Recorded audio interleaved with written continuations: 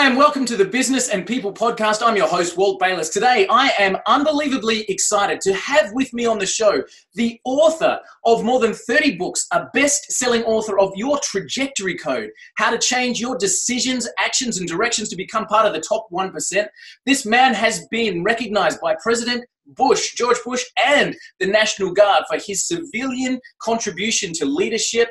He is a certified management consultant, and he is one of the best people for developing talent in the world. It is my pleasure and my honor to introduce Dr. Jeffrey Magee. Dr. Jeff, thanks for joining us on the show. Absolutely. Thank you, Walt, and thank you to your listeners for jumping in and spending a little bit of their time today with you and I. It's fantastic to have you aboard, man. Having a look at that bio that you've put together, that incredible career of personal growth, developing people's potential and leadership, that's just a great, horizon to be shooting for. How did that all come together for you? I think for me, like your business and like most people, you have these great goals when you're young in life as to where you think you're going to go. But, decades later, you look back and say, okay, I can see all these connections. What I'm doing today is absolutely not what I thought I was going to do. And that's really, I think, part of the anchor to answer your question. I grew up to be a journalist, a political writer. That was my passion. And out of college in the 1980s, I was doing broadcast news and print news in a large city here in the U.S., Kansas City, Missouri. And one day I just got very discouraged by how negative and bitter the nature of journalism is and journalists are. And that was not my DNA. I was raised by, really an entrepreneur family and father and parents. So I left it. And whenever you're unemployed, as I tell people, there's one job globally whenever you're unemployed. It's called a sales job. So if you're good, you'll do it. And if you're not, you'll be hungry fast. So I kind of ended up in sales. And then from that, Walt, just, over the decades, I've grown companies that have been very successful and some that have failed. And so I've got to see both sides of the dynamic of human capital and talent. And that's kind of why I've evolved where I am today. That's amazing. Now, you're talking about being a journalist or starting from that environment and getting disillusioned with that. You're actually the owner and publisher, of course, of your own magazine, which is the Performance or P360 magazine, Professional Performance Magazine.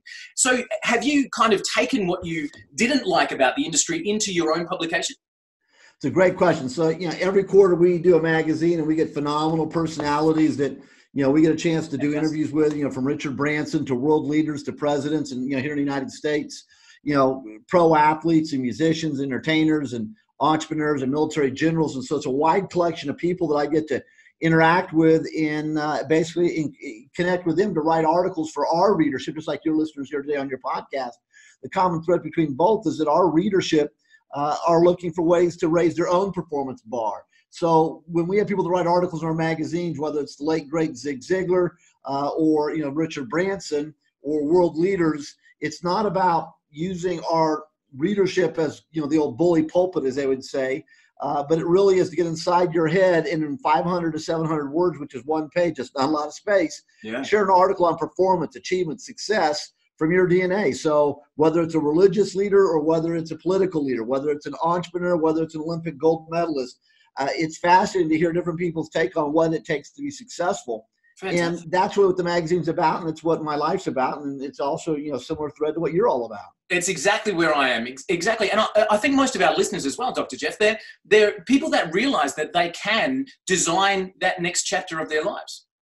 It's huge. Here, there's a lot of research think tanks around the globe, and there's one called Gallup organization. And, Gallup did a research model a couple years ago where they interviewed thousands of global businesses, which is a massive survey, and it's very unlike most. All surveys are typically, a controlled sample of, a dozen people or a couple hundred people. So when you survey thousands of businesses, that translates into tens of thousands of individual responders.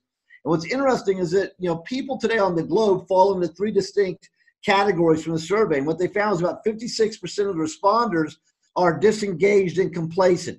We can debate good, bad, right, wrong about that on another time. But what that really tells you right out of the gate is if you take 100% of a group, 56% of them are disengaged and complacent. So they're not willing to take that step to be, an entrepreneur or a winner or a leader or successful. Something's inhibiting and holding them back. 15% of the people surveyed were actively disengaged. So these are people that get up every morning and it's like their number one objective is to find something to complain about, find fault about, you turn on the television anywhere you are in the world and see it on the news. It's easier to complain and to throw people down and to find fault with people than it is to solve and fix and come together. Wow. So that 100%, 29% were basically identified as engaged and doers and strivers and achievers. And that's really the listenership of your programs and mine. It's easy for someone to, I've written 2 books with Richard Branson, and he's written for my magazine off and on for over 20 years. Or, you go to a lady from England who's a phenom here in the United States, or, athletic coaches or whoever. It's easy for people to always find fault with someone. I mean, I tell people everyone has a skeleton in their closet, so you need to kind of like lighten up, folks. Yeah. But Definitely. super achievers also hang around other super achievers. They're very focused. They don't. It's kind of like when I'm on stage just speaking around the globe, I use a moving vehicle as a metaphor, and you have this windshield in front of you. And successful people, it's like they reach up and they grab that rear view mirror that's on the windshield, and they've ripped it away and thrown it away, so that all they see in front of them is future potential and opportunities. There is that kind of like rear view mirror off to the side, so you can occasionally look and review and benchmark and et cetera.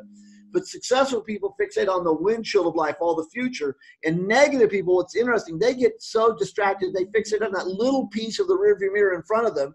They're always worried about behind. Woe is me, it's not fair, I didn't get this opportunity. Successful people don't have time to look about tomorrow. They're only looking forward, future, making success happen. Wow, that's fascinating. So from those statistics, when we took at 29% of people are driven, are active, and as we said, that's you guys who are listening to this or watching this right now. That's you. We're talking to you. And the statistic of the 56% who are disengaged or disconnected. Do you think that somebody in that group, Dr. Jeff, could wake up one morning and turn that around?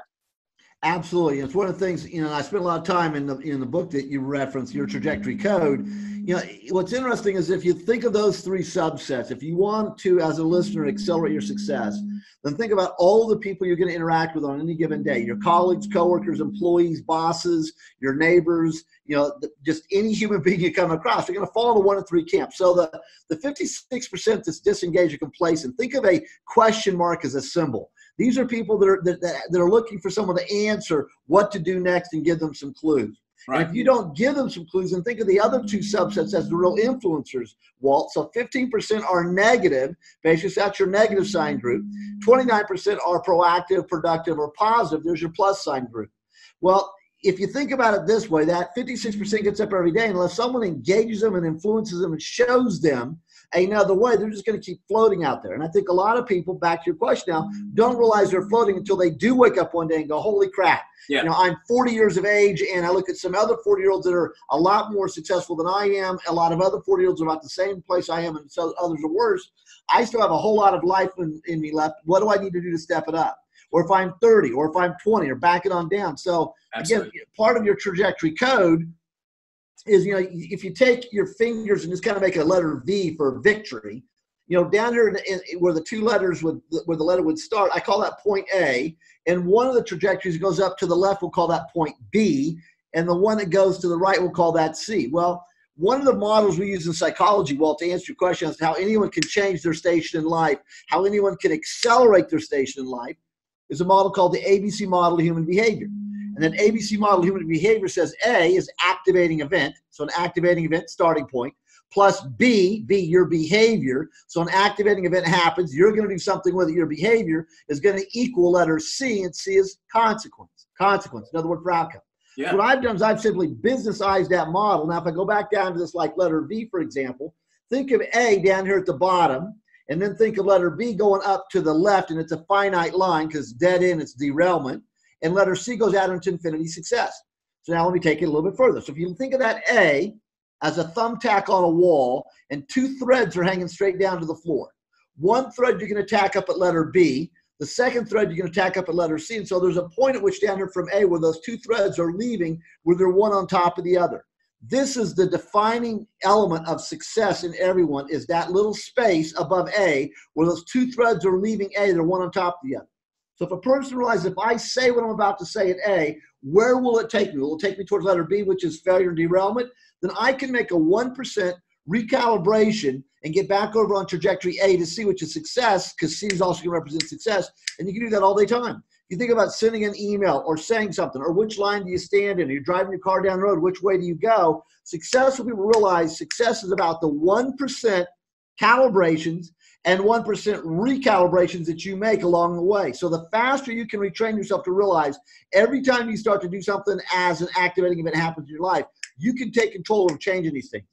I'm driving down the road this morning, traffic comes to a stop. I can stay in that roadway the way everyone else is. As far as I can see, there's your 56%ers. I can stay in that line and complain, there's the 15%. Or I can, in essence, look at my map on my phone or my car or common sense and say, what adjustment can I make right here, right now to get me back on track and successful? I did that, boom, that's why I'm on this podcast with you. Beautiful, I love it. And what's fascinating for me, Dr. Jeff, is that every single day of our life is that thumbtack in the wall, as in, no matter where you find yourself today, no matter if you're down the path, like, we might meet somebody, you and I, and this particular person has had that, woe is me kind of blaming and situation, or they might find themselves overweight or unemployed or whatever the situation may be. If we can grab hold of that person and say, today's the day that we put the thumbtack in the wall and our trajectories start from this day forward, you have the choice right now of what you do. It doesn't have to be a result of where you find yourself now. I think as a success-orientated individual, every single person in that group recognizes the fact that today is thumbtack day. Today is the day, no matter where we are. Like, we may have had success. Well, great. We still have a thumbtack in the wall of our A and B paths starting from right now. Absolutely correct. And I love the way you've just said that. I mean, if everyone were to kind of think about it as, thumbtack day, then what is it that you're doing to change your trajectory? I mean, the book was written because I use this trajectory code modeling concept with all of my entrepreneurs and business owners and leaders, and when I speak to YPO and entrepreneurial groups all over the planet. But in terms of applying it to from a personal standpoint, because I've only written one personal success book. It was with John Wiley, which here in North America is one of the largest trade book publishers in the world, and became a bestseller. And that's exactly what one of the business women in one of my audiences that I've been working with for over a decade, one day she came up and she talked about, she had 2 teenage boys and one was starting to go off on the wrong trajectory. She sat down and explained this trajectory model to her husband. It made sense. As a family, they got their kids together at the kitchen table and they wrote down their family's values and what's important to them as a family, because those are all letter C's on the trajectory model. And they put that on a piece of paper, put that on the refrigerator, and she said it changed every conversation in her house when both the kids are on the right trajectory. She's starting to get very emotional as she's sharing the story. And that was kind of one of the seeds that led to me writing this book from a personal standpoint. So I like your way of saying it. For your listeners, think of every day as a thumbtack day, but not only is every day a thumbtack day from the standpoint when you get up, but throughout the course of the day, you have a whole handful of thumbtacks. And every time you're given a new situation, that's letter A. A new stimulant, that's letter A. A new opportunity, that's letter A. Think of that thumbtack, as a metaphor in the air. What are you going to do next? Are you going to seize the opportunity, or are you going to let it go by? And a lot of times, again, we live in a parallel universe. Anything that you're thinking, Walt, down in Australia, there's a good likelihood I'm thinking it up here in the United States. The difference is whichever one of us takes action first, typically is the one that gets market share wins and gets to, get the pie at the end of the day, as they say. I love it. A lot of people, they want the fruit of your labor, Walt. They just don't want the labor it took to get there. Yeah, that's it. And there is no fruit without labor. That's just a myth. So, Dr. Jeff, you said that you've started many businesses. You've had some great success. You've moved careers forward and backwards. You've made some mistakes, and you've had an amazing life moving forward from there. Now, on that trajectory path, if you could go back 20 years and speak to a young Dr. Jeff Magee and say, "Hey, man, here's some wisdom from the future," what would you tell your younger self 20 years ago? That is profound, because I think what people need to realize is that what you and I learn on any one day is transferable forward versus backwards. But I think to answer that, let me qualify it. When we are younger, we are idealistic.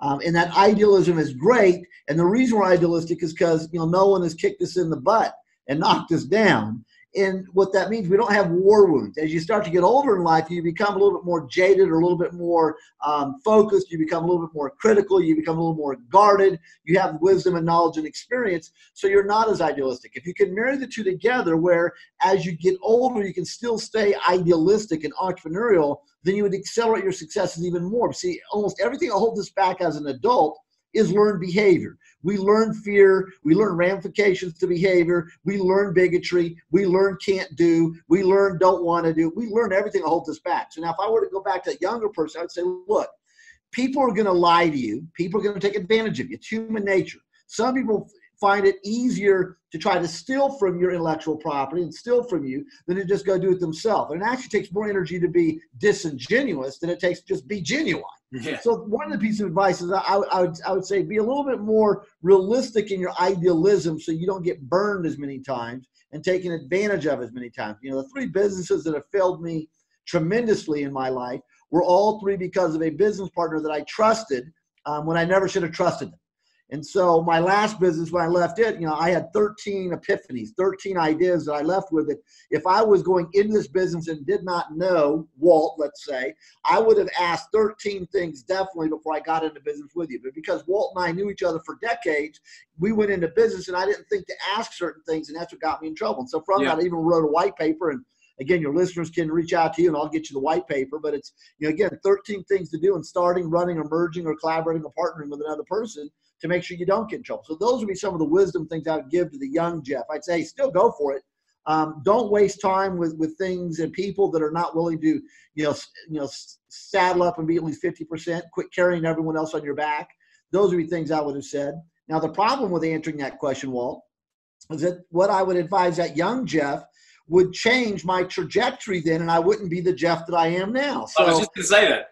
Yeah, so there's a good and a bad to that going back. With every lesson, with every setback, with every stumbling block, there's obviously, you know, that change of trajectory, coming back to that terminology again. So my question wasn't really about, would you change where you are? Because I think from all the people that I've met in my life, when I say, what would you change? They would say nothing, because everything has led me to here where I am. And, you know, now I have, so they would say nothing. That's exactly it. I completely understand. I guess my question then, let's rephrase that a little bit. Let's say that we're talking to a group of people who are driven, Dr. Jeff. They're people that want to achieve in their life. They're people that know they have the ability to choose their own destiny. And they're saying to you, today's my thumbtack day. Today's my wake up day. What advice would you give me to be able to accelerate my drive forward, to be able to handle some of these speed bumps without getting derailed? What would you tell that person starting today? Different question, Graham. So one of the models I've used for many years in my management, leadership, coaching, consulting, and in trajectory codes, a model called your Player Capability Index. The Player Capability Index is a huge piece of my secret sauce, basically. And what it is I've looked at you, Walt, me, Jeff, anyone out there from a human operational DNA standpoint, not a medical standpoint, but operationally, what is it that's led Walt to be who he is? I've created this formula, and each of the letters in the formula represents a piece of who you are, who I am, who anyone is as a human being. And once you understand that letter and a category represents, then the depth under it is what drives you or gives you the ability to drive wherever you're going to go. And therefore, the more you can put under each of those letters is going to make you more powerful where you're trying to strive to be. So what I would do then in answering the second question you posed is I'd go back to that young Jeff Magee, and I would have given him the formula. And I'd say, here's the formula of life. And once you understand this is the formula, non-negotiable, the more you can grow each of these letters, the greater your ROI is going to be on anything you try to endeavor in life. Yeah. And the less you have in each of these elements is going to make it harder for you to generate the ROIs you want. You may get a couple of them, but you will not get quantity of them. So I would go back and say, look, no successful person is consistently, repeatably successful because of luck. You might be lucky once, and luck, again, everyone has a formula, so I'm not going to go down that silly ass tirade. But if you want to be successful and guaranteed every day, it's a formula, and that's what I talked about. I mean, you've got to get the knowledge. Benjamin Franklin had a classic line: the person who empties their wallet into their purse into their head will never be bankrupt. You can lose your shirt, your house, your clothes, your driving vehicles, etc. But if you've got mental DNA, you can always bounce back. And so, what are you always growing and doing and achieving and striving? And, again, if you write your resume and from one year to the next, there's nothing new you're adding to your resume, then you're not growing. You're just sustaining or dying. Absolutely. So those would be some things I would share. I love it. And I think, so let me bounce something that I heard yesterday that I thought was really brilliant. I was going through a training course myself. And one of the concepts that this person came up with was, he said, now, when you get started, you are going to fail. It's going to cost you a lot of money. You're going to have all of these things happen to you. And he said, I want to tell you that up front. And then he said, now I need to tell you that you need to have those things in order to get to phase 2. Do you know what I mean? So if we're giving that formula for life, we can take somebody and say, okay, here's what's going to happen. People are going to lie, cheat, steal, whatever. You're going to have disappointments in your life. You're going to have heartbreak in your life. And that is part of what you need as, let's call it, the fertilizer for your real growth towards a successful and an amazing life. So instead of being afraid and running from those situations, to be able to take that and say, great, thank you, appreciate it, bring it on, need that fertilizer for me to graduate to that next level. How do you feel about that kind of thing? It's absolutely powerful what you said. And for your listeners, let me dissect what Walt just shared in case he went too fast. Your first opening line was, I spent time yesterday in a training program. That right there is an example of walking the talk and talking the walk. You're doing it. People are successful. It's a pro athlete, whether it's an entertainer, whether it's a business, woman, businessman, are always studying their craft. They're always looking for, what do I not know that I can add to the mix? Because you never know everything. And when you stop being a student, you're telling yourself that I now am the ultimate knowledge point on that issue on the planet. Well, good luck, because someone's going to come by and put you out of business pretty damn quick. Yeah. So one, that's my first response. Two, I think you need those war wounds to be successful, because that's what gives you, street credibility. It's what gives you the insight to grow. So you'll know, wait a minute, this sounds familiar. My brain and my gut intuition is telling me, because I've been there before, don't do this again. So you need all of that to be who you are. But continuously growing is what every successful person does. I mean, a lot of our listeners, a lot of my readers, if you're always growing because it's mandated by your profession, if you're a doctor, you're an engineer, you're a lawyer, you're an accountant, most of those are professions where every year you have to play student to keep your license to be able to participate. And that's fine. So one way to find out if someone is truly a student and wanting to be the best version of them they can be is if, let's say you're a lawyer and you need 40 ongoing credit hours every year to keep your legal license, or you're a CPA and you need 40 hours and all you got last year were 40 hours, then what you're telling me is that you are a minimal player. You're looking for what's the least you have to do to get by, versus if you're that lawyer CPA and you got 60 or 70 or 100 hours. Just like you were going to that class, it's probably not to maintain a certification. Yeah, that's right. It's an easy measure, isn't it? And to be the minimum, okay, cool, that's their 56%, right? That's your disengaged, disenchanted. Right. That's your person that says, you know what? I don't need to do even 41 hours. I can skate by on my 40. That's cool. That's absolutely cool. No problems at all. You definitely can. But let's talk about achievement. Because if you want to skate by and that's your happiness level, sweet, no worries at all. But there are 29% of people, and I'm betting that's the people that are listening to this and watching this, Dr. Jeff. There are 29% of people that says 40 hours, you've got to be joking me. I'll take that and quadruple it. I'll take it and 10x it because I'm investing. That's exactly right. I love Jim Rohn, where he talks about the very best thing you can do for yourself. And if we take entrepreneurs, let's say the very best thing you can do for your business. Let's take a salesperson. The very best thing you can do for your sales skills. Let's take a husband and a father. The best thing you can do for your kids, your relationship. Let's take a single mother. The best thing you can do for your family is invest in yourself.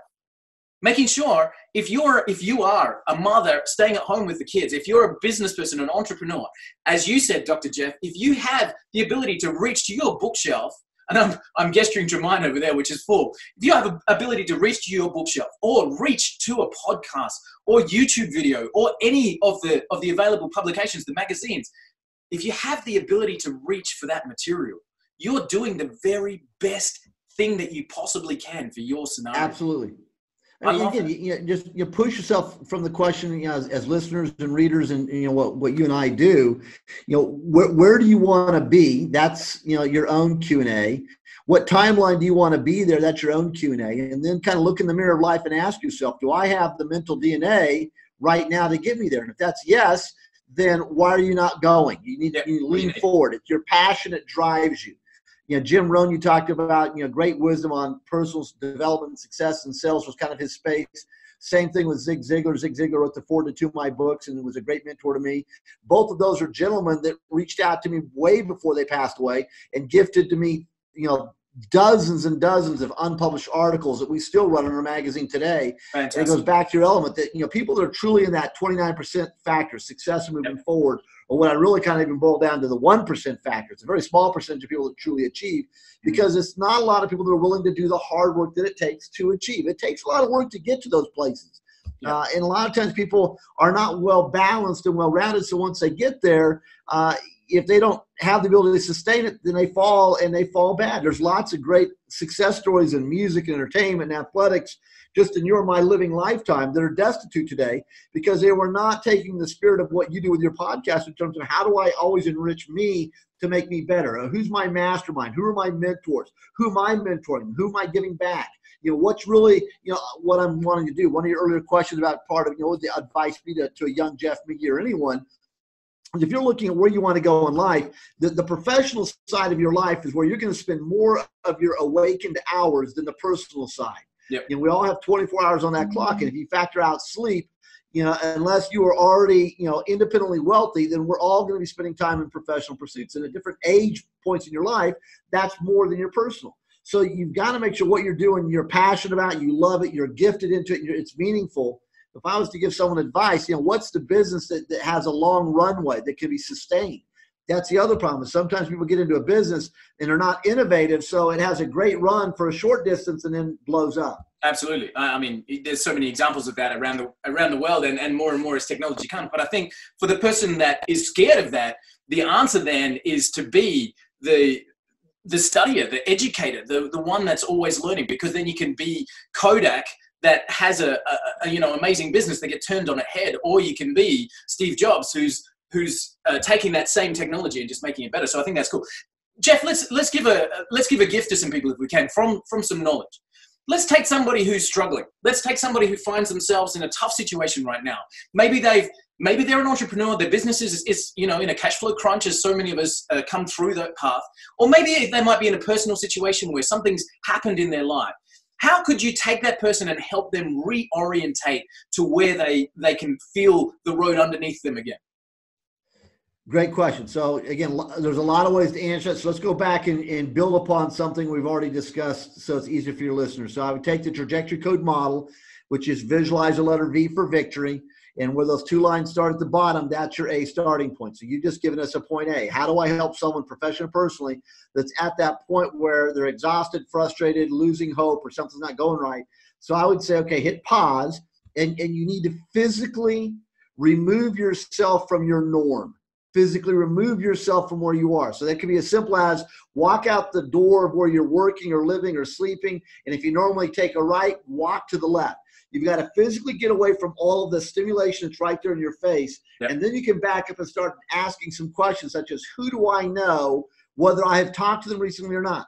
Who do I know that if I genuinely reached out to them and had a little bit of a plan in my head of here's where I am and here's where I'm trying to go, can you help me do X to get there? Or what would you suggest I do to get there? So that's the starting point. One, change your physical venue. Two, where is it you are that you want to change, and think of the next first step, not the long step way down the road. Just what's that first step? Second, so that's one layer. Second layer is to take a step back and say, wait a minute, is my current situation being manifested because I'm overextended right now doing a lot of things? So you could say, okay, if I were to write my budget down real quickly on a sheet of paper, maybe I am right now incurring additional financial stress and burden because I've got all these other bills that I really don't need any of them. Again, do I need to have, a television that's hooked up to a cable system and there's 5 different financial packages and I'm paying for the highest one? Boom, cut that baby down. Your phone, can you go back in and renegotiate your cell phone package? I did that the other day and dropped my bill by $45 a month. They never would have suggested it if I didn't ask them. No, so again, that's 2 things that could have been dropped down. Again, food, make one bigger meal and then break it down so that your next 2 meals are out of it. So that, you normally buy things. You don't need to buy another pair of shoes. If the shoes you're wearing are in good shape, you don't need 37 pairs of shoes in your closet. So the second thing I would say is just look at your financial side, because that's one of the top 2 things that stresses everyone on the planet is finances. So get control of those could also help greatly. And the other thing, so I would say finances and relationships. That's number 2. Yeah, there it is. And can the same model apply, as in, what are the areas that are causing me stress in my relationships? and what are the end results that I'm looking for? Is that kind of mapping process applicable to any area that's causing you? Absolutely. And sometimes the reality is you are in a place that you need to hit stop, pause, eliminate, and start over. Some people need to do that, and there's lots of stories of those in the success annals as well. But again, if you can't physically get out of where you are, you can physically pause and go for a walk. You can't physically, go to the park. You can't physically walk the other direction for 20, 30 minutes and clear your head. I like to run. I like to hike. I know people that like to get on their motorcycles and ride. Part of that is almost therapeutic because it gives you a chance to kind of exercise in your head all those internal dialogues based upon all that knowledge you have. And again, the old computer statement, garbage in, garbage out. Well, if you've got great quality in, thus the concept of a mastermind, you got great concepts in your head, then it gives you a chance to start noodling those and talking about them. And a lot of times you'll find the solution to your dilemma is right in front of you, but you couldn't see it because you needed to change your vision. So change the physical, because that's the easiest thing to change. And that can be as simple as turning your chair around at your desk. Face the other way for 10 minutes and just, give yourself a bit of a change. So how do you keep yourself on track, Dr. Jeff? What's your process daily, weekly, however you do it to align, to make sure you're heading in the right direction these days? Great question. So there are several things I do. One, I am a very good student of time management. So I use some time management tools to keep me focused on a daily, weekly, monthly, quarterly, annual basis. At the end of each year, I do a retreat. Used to do it with my staff when I had my companies. I still do it even now. I'm a solo practitioner. At the end of each year, I pull out in my last 3 years' calendars and physically look at what I did, where I went, what I accomplished. I benchmark that against what the goals were at the beginning of the year. I can see them to the end of the year. And I use that historical data to hold me in check as a reality check as I calibrate for next year. So I always do my own year-end retreat for next year. What am I going to do that really is going to have meaning to where I'm headed in my life? So those are a couple of quick things I do, and I stay focused. Again, I'm a pretty good student. Sometimes I slip and fail, but I'm a pretty good student of not participating in conversations, activities, situations that, while they might be fun for that moment, are actually going to derail me from where I need to be. Because again, it's very easy to slide off trajectory. I mean, no one for the most part chooses to be a drug addict. Sure. No one for the most part chooses to become an alcoholic. No one for the most part chooses to go get fired. Yep. But it's little things you started doing without realizing it took you off of trajectory A, C, which is about success, that slid you over to trajectory A, B, which is, the derailment and failure zone. So I try to stay pretty disciplined about those sort of elements. There's a key word that I actually had it in my mind to ask you, and I'm glad you brought it up. The word discipline. How would you, this is a personal opinion, Dr. Jeff, but in my personal opinion, discipline is the master skill. It's the one that can really change everything for you. Do you have a process that you can help people with to develop a stronger discipline, I guess, a straight line of the path they're walking? Yeah, that's a powerful question. Let me respond to it a couple of ways. So with Performance Magazine over the past 20 years, I've had the opportunity to have phenomenal people write and share articles. Sometimes I'll have people that'll say, I'd love to participate, but I don't have time to write, so I'll do a Q&A with them. And there are 10 questions. There are constant questions I ask every one of them on top of the additional questions, because those 10 are going to end up being in a book. Imagine, Sir Richard Branson, Tony Blair, the Dalai Lama, the last 3 presidents of the United States, et cetera, have all answered those 10 questions. And so if I were to put them into a book, but one of the questions has led to the answer, and it's what you've just said. So for your listeners, I'm going about answering Walt's question in a long way because it's important. The number one word that everyone has shared for 20 some years of what it takes to be successful is the word discipline. The number 2 word every one of them have used for 20 years is passion. You have to have passion for what you do, and you've got to be disciplined. All the other words are going to be tertiary words on the list. So discipline starts with passion, meaning if you're passionate about what you want to really achieve, if you're passionate about what you really want to do, it's amazing how you get off your butt and you'll have the discipline to do things. So Walt, let's you and I role play for your listeners. Are you a parent? Yes, I am. You have one or more than one child? I have 2 daughters. And without getting too specific, how old is the youngest? The youngest is 8. Perfect. So, if you have an 8-year-old daughter that needs to be doing something that obviously a parent needs to help her with, or you have an 8-year-old daughter that's somewhat sick and you're laying down to take a nap. So if I turn it into a question, does Walt continue to take his nap and say, I'll be with you girls a little bit later? Or do you get off your butt and go help them? No, it's an easy one for a parent. You get off your butt, you go and help them, you do whatever. So you have discipline as a parent because that which you have discipline on, you are passionate about your daughters, is what I just role played. Yeah. So the first thing people have to understand is, now let's take the parent thing out of it, because you said it's obvious, it's easy. Yeah. Well, again, some parents know it's not. There's some parents that are pathetically worthless and never should have been a parent because they're not passionate about their family or kids or their own self-brand. So that's why they don't have the discipline to, take a bath, clean your yard up. That takes no work. Make sure your kids are dressed. They don't vandalize other property. They don't graffiti other property. They help out the older person across the street. They stand up when the young person is being bullied by a big person. So you have the discipline to do that when you're passionate about doing the right things. So the first thing I would share with all your listeners from a business standpoint was I just answered by not answering what you thought I was going to say. Yeah. It starts with passion. So then, yes, when you're disciplined, then once you're passionate about something, the discipline will kick in and say, is there a software program I need to use? Or are there certain behavioral habits? Or do I need to set my alarm clock at certain times? Or do I need to make sure I go to bed by a certain time? Or do I need to eat or drink certain things? See, the disciplines will all kick in when you truly are passionate about what that is you want to achieve. When you care enough about the end result, then the direction becomes an absolute. In other words, when you, let's take it from a business point of view. If you're finding yourself lax, if you're finding yourself a bit complacent, you're a sales environment, whatever environment you find yourself in, if you're finding yourself not really caring, then you need to change the reason that you're there.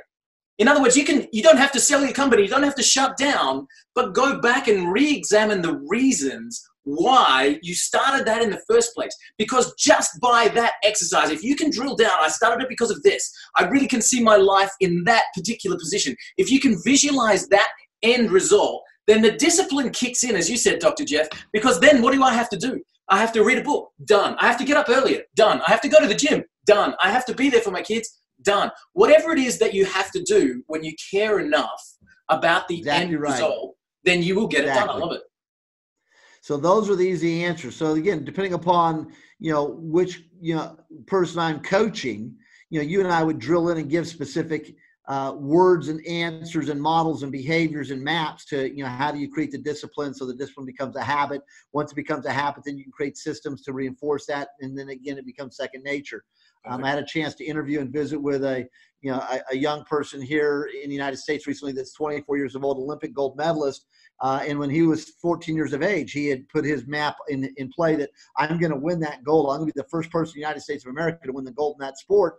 So it's the discipline to get up early and do certain things and to work out when everyone else is going out to play and to, go to the gym and do the exercises when you're not just doing your sport itself, and having the discipline to eat and drink the right things. And if I cheat, how much can I cheat? And then how do I compensate for that cheat if I eat that? But that's all discipline. And a lot of people are not willing to do that because the goal that they have in their head, if I use Olympic metaphor, people start to ratchet down. You know what? I don't really want to do all the work it takes to get the gold. So what's it take just to get the silver? Right. And then some people go, that takes too much work. What's it take to get the bronze? And you know what's funny? Planet, One of my first mentors is now people get the same, they don't even get the gold, silver, or bronze, and we still give them stuff. It's like, no, you're a loser. Shut up, sit down. That's right, exactly. And what's funny is one of my first mentors in sales actually said to me, the first person that lowers their price in a negotiation loses. If you're willing to negotiate down, well, I'm not really willing to get up at 5 in the morning to go to the gym. As soon as you're not willing to, if you're negotiating on the success, you're automatically going to have to settle for second and third, or no medal at all. You're just going to have to take a place. Absolutely correct. Absolutely. Absolutely. Dr. Jeff, I'm so thankful for your time, and I want to be respectful of that. Guys, if you're listening to this, Dr. Jeff Magee, you can find him at jeffreymagee.com. You can actually grab a copy of his best-selling book, which is called Your Trajectory Code. Do the author a favor, buy it direct from his site. So it's jeffreymagee.com. Jeff, you have worked with incredible companies. You've worked with Pfizer, you've worked with the National Guard, you've worked with the Discovery Channel. If you had the opportunity now to look at your business and design the next 10 years, which of course we do, how will we see your business moving forward? What are the goals that you're setting for yourself? Let's have some inspiration and see where you're headed towards the horizon. I love it. Appreciate it. So one of the things I've recognized with business owners and business leaders, benchmarking that against Fortune 100 corporations globally to small startups and mid-cap businesses in between, is that the talent development that you and I have to grow through, because it just can't happen overnight, to truly be a phenomenal leader can be measured, and there are quantifiable key performance indicators. So I've built what I refer to as the Leadership Academy of Excellence. It's a 12-module, 12-month program where I go in and work with an organization and a leadership team for a day and a half every month. We present some leadership skills, apply it immediately to their sphere of influence. They go out and use it for a month. We come back, debrief it, give them the next module, we grow them.